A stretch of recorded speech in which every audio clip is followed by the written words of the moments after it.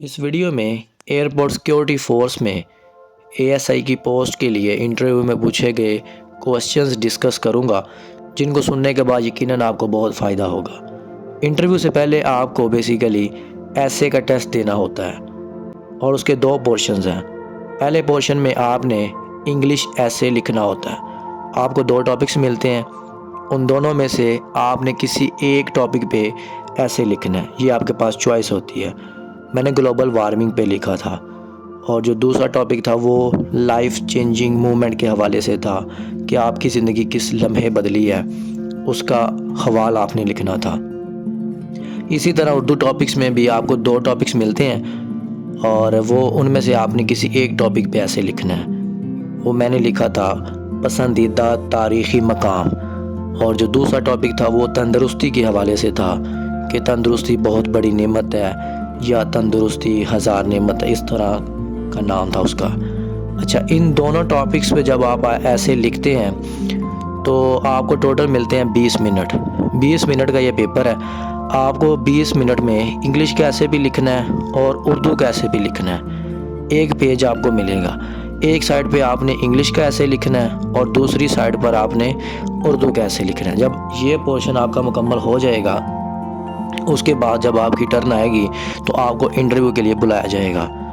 सबसे पहले उन्होंने पूछा कि इंट्रोड्यूस योर सेल्फ।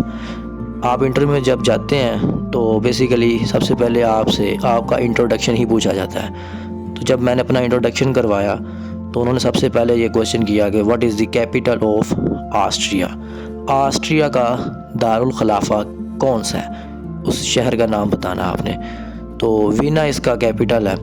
उसके बाद उन्होंने हंगरी का पूछा, वो मुझे नहीं पता था, लेकिन उसका जो कैपिटल है वो बुदापेस्ट है। फिर उन्होंने पूछा कि which colour is not present in rainbow. Rainbow के अंदर कौन सा रंग नहीं मौजूद। जो ये केमिस्ट्री की फील्ड के रिलेटेड स्टूडेंट्स हैं उनको पता होगा कि रेनबो के अंदर जो है ना वो 7 कलर्स होते हैं, और उन 7 कलर्स से हट के जो भी कलर्स है वो रेनबो में नहीं होते, तो आप उनमें से कोई भी बता सकते हैं। फिर नेक्स्ट क्वेश्चन था कि which instrument is used by police for lie detector. Lie detector यानी कि झूठ को पकड़ने के लिए कौन सी डिवाइस है, उस डिवाइस का नाम बताना था। फिर उन्होंने क्वेश्चन किया कि व्हाट इज़ डीएनए। तो DNA stand for deoxy ribonucleic acid. ये बायोकेमिस्ट्री के जो बच्चे हैं उनको उनकी फील्ड से रिलेटेड क्वेश्चन था, तो ये बेहतर वो जानते हैं।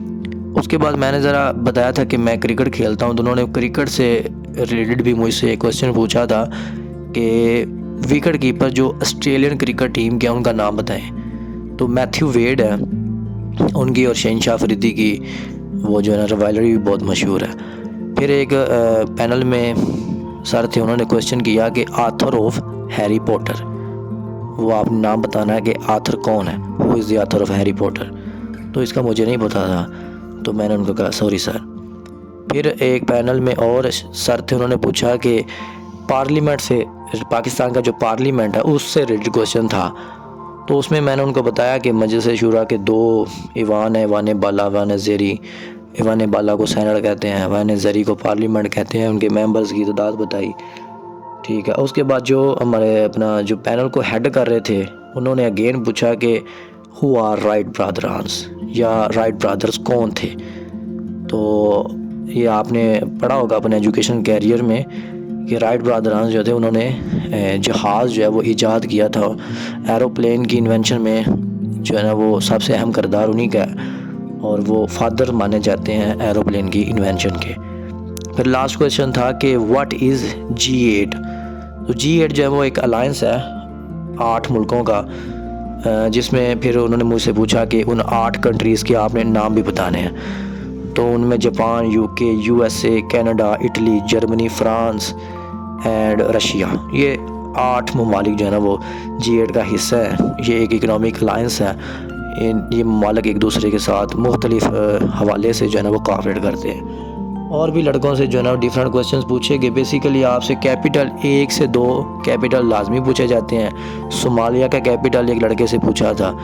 बाकी ये जो क्वेश्चंस हैं ये मैं आपके सामने रखे हैं। जो भी इंटरव्यू देता था उसको उधर रुकने नहीं देते थे, और फिर वो आप किसी से पूछ भी नहीं सकते। तो इसीलिए मैं जस्ट वही बता सकता हूँ जो मुझसे पूछा गया।